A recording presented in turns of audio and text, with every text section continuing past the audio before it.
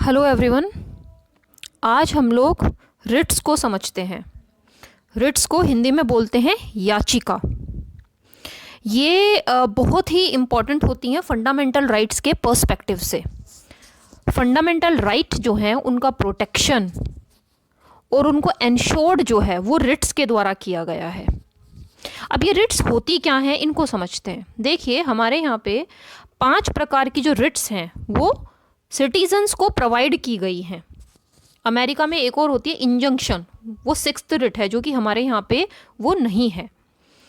तो हमारे यहाँ पे 5 रिट्स हैं। तो पहले देखते हैं रिट क्या होती है। रिट जो है एक तरीके से ये जुडिशल ये एक ऑर्डर है, आप इसको ये ऐसा बोल सकते हो, ठीक है।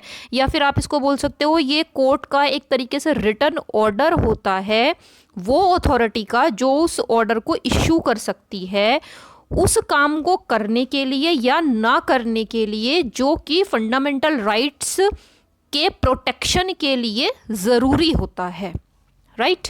अब देखते हैं ये जो रिट्स हैं ये किस वजह से एनफोर्स की गई हैं।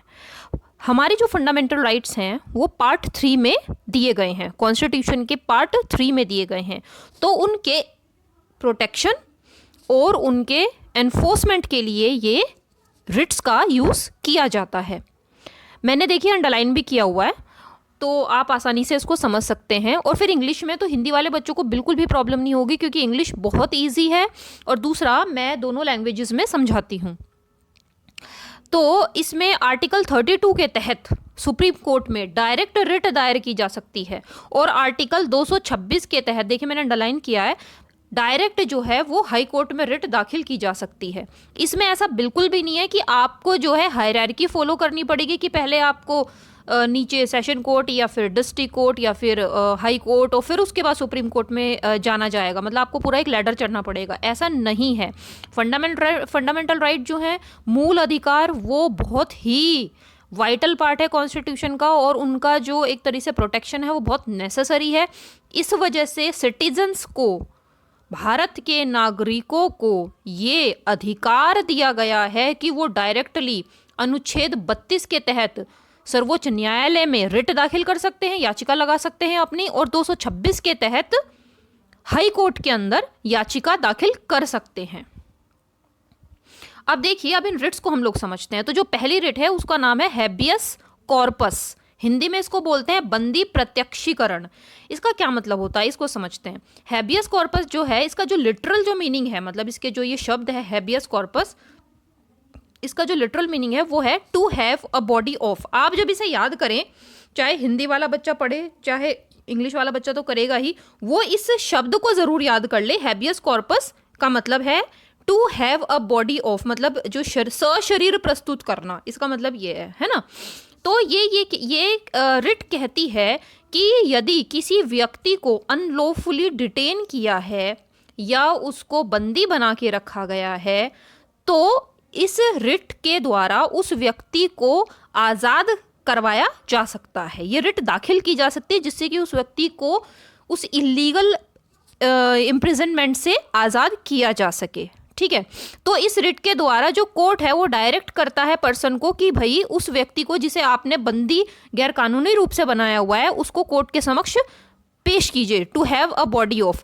लेकिन इसमें यह भी है कि अगर वो जो डिटेनमेंट है वो अनलॉफुल नहीं है, ठीक है, तो वो मतलब एक तरह से अगर किसी कानून के तहत उसको गिरफ्तार किया गया है तो उसमें कोर्ट जो है वो नहीं कुछ कर सकता है, क्योंकि जिस अपराध में उसे पकड़ा गया है तो फिर वो एक अलग मैटर हो जाता है, राइट।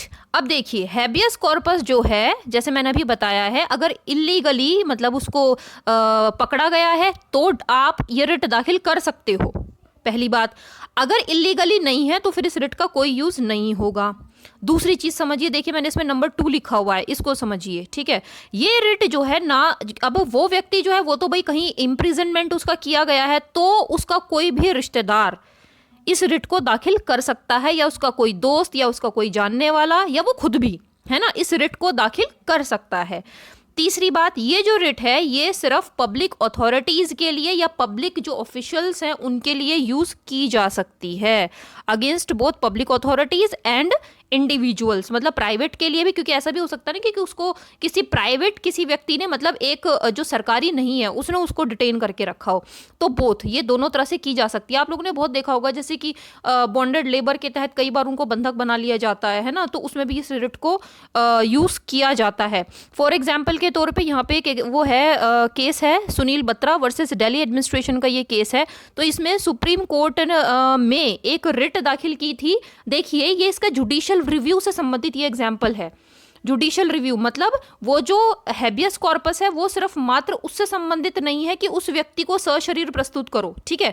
अब इससे आपको समझ में आएगा, प्रिजनर्स थे जेल के अंदर, है ना, और उनकी जो वहां पे जो कंडीशन थी वो अच्छी नहीं थी, तो उनमें से किसी एक प्रिजनर ने सुप्रीम कोर्ट के अंदर रिट दाखिल करी, और सुप्रीम कोर्ट ने हैबियस कॉर्पस के तहत ये ऑर्डर दिया कि ना सिर्फ इलीगल अरेस्ट के तहत इस रिट को दाखिल किया जा सकता है, बल्कि अगर माल ट्रीटमेंट होता है किसी के साथ में या इनह्यूमन बिहेवियर होता है, डिटेनिंग अथॉरिटीज हैं उन्होंने कोई इस तरीके का बिहेवियर किया है, तो उसको भी सुधारने के लिए इस रिट का यूज किया जा सकता है। तो देखिए इसका पर्सपेक्टिव काफी ब्रॉड है। दूसरी जो रिट है वो है मैंडेमस। मैंडेमस को बोलते हैं परमादेश। मैंडेमस का मतलब होता है, लिटरल जो इसका मीनिंग है, वी कमांड, इसका मतलब होता है वी कमांड।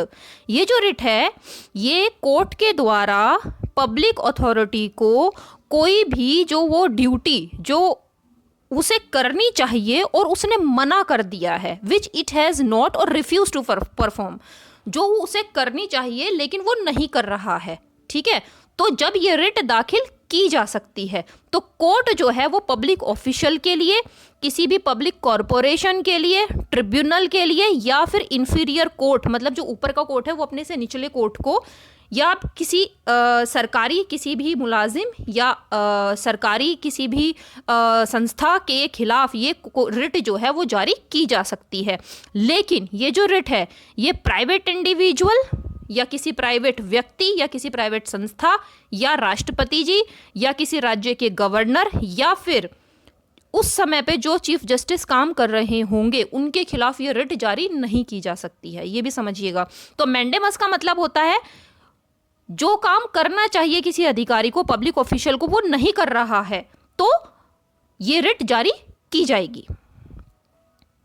इसमें एक एग्जाम्पल के तौर पे दिया गया है, ये केस है all India T trading company versus SDO, ठीक है ना। तो इसमें क्या हुआ था इस केस के अंदर, जैसे कि आप लोगों ने कई बार पेपर में सुना होगा, जैसे लैंड एक्विजिशन होता है। लैंड एक्विजिशन होता है समझिए कि जैसे कि कोई हाईवे बन रहा हो या रोड बन रही हो या कोई भी इस तरह का इंफ्रास्ट्रक्चरल डेवलपमेंट हो रहा हो या कोई भी प्रोजेक्ट, ठीक है ना। तो उसमें जो लैंड एक्विजिशन होता है, तो लैंड एक्विजिशन हो गया तो उसके साथ में कई बार ये होता है कि कॉम्पनसेशन की जो रकम तय की जाती है उस पर इंटरेस्ट भी दिया जाता है, इन केस अगर टाइम ज़्यादा हो गया है ना। मतलब जैसे लैंड का आपने वो तो ले लिया है, चार्ज ले लिया है, लेकिन आप जो पेमेंट हो रहा है उसके ऊपर फिर इंटरेस्ट भी पे किया जाता है सरकार के द्वारा।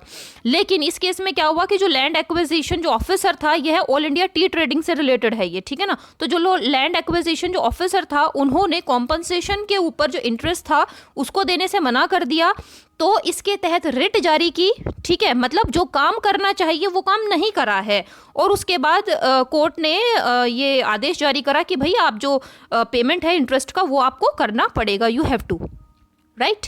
अब देखिए नेक्स्ट जो रिट है वो कैसी है, को वोरंटो, इसको बोलते हैं को वोरंटो, इसका हिंदी में बोलेंगे अधिकार प्रच्छा। अधिकार प्रच्छा का मतलब होता है, लिटरल इसका जो मीनिंग होता है, बाय व्हाट वारंट, किस आदेश या किस अधिकार के तहत, है ना। तो इसमें क्या होता है, इसमें कोर्ट जो है वो किसी व्यक्ति को, अगर वो किसी पब्लिक ऑफिस में है, वो काम कर रहा है, तो उससे कोर्ट ये पूछता है कि भाई आप ये जो पब्लिक ऑफिस में काम कर रहे हो किस अधिकार के तहत आप ये काम कर रहे हो। समझो कि किसी ने, जैसे किसी में कहीं अपॉइंटमेंट हो गया है, तो उससे अगर किसी को लग रहा है कि ये अपॉइंटमेंट गलत है, तो रिट दाखिल की जा सकती है कि भाई किस आधार के तहत इसका अपॉइंटमेंट वहां पे किया गया है, ये उस पोस्ट के लायक नहीं है, ठीक है ना। मतलब किसी भी पब्लिक ऑफिस को गलत तरीके से कब्जाने के खिलाफ ये रिट दाखिल की जाती है, लेकिन ये जो रिट है ये किसी भी प्राइवेट ऑफिस में यूज नहीं की जा सकती है। अब इसमें एक जैसे एक एग्जाम्पल है, ये कुमार पद्मा पदम प्रसाद वर्सेस यूनियन ऑफ इंडिया का ये केस है ना।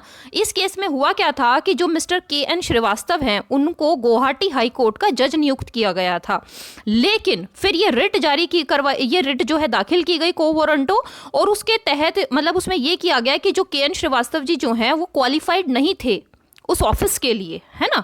तो उसमें फिर क्या हुआ, सुप्रीम कोर्ट ने ये दिया कि क्योंकि चूंकि KN Srivastava was not qualified, तो उनका जो ये अपॉइंटमेंट है उसको क्वेश किया जा सकता है। नेक्स्ट जो रिट आती है, देखिए इसकी स्पेलिंग है CERTIORARI, लेकिन इसको बोलते हैं सर्शियोराय,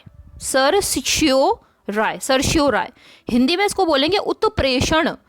उत्प्रेषण का मतलब होता है, लिटरल मीनिंग है टू सर्टिफाई, है ना, प्रमाणित करना एक तरीके से, ठीक है। सर्शियोराय जो है कि क्यूरेटिव रिट होती है, इसका ये मतलब ये है कि जो कोर्ट है वो इस मत पे पहुंचा है कि जो लोअर कोर्ट है या फिर जो ट्रिब्यूनल है वो अपनी पावर्स जो उसकी हैं या उसका जो जुरिस्डिक्शन है उसके खिलाफ जाके काम कर रहा है, या फिर कोई एक एरर एक लॉ के अंदर कोई उसने सही तरीके से उसको यूज नहीं किया है, तो इस वजह से उसका जो केस है जिसके तहत वो रिट दाखिल की गई है, जिस केस में वो रिट दाखिल की गई है, उसको जो केस को जो है या तो ट्रांसफर किया जा सकता है या फिर जो ऑर्डर उसने पास किया है उसको खत्म किया जा सकता है।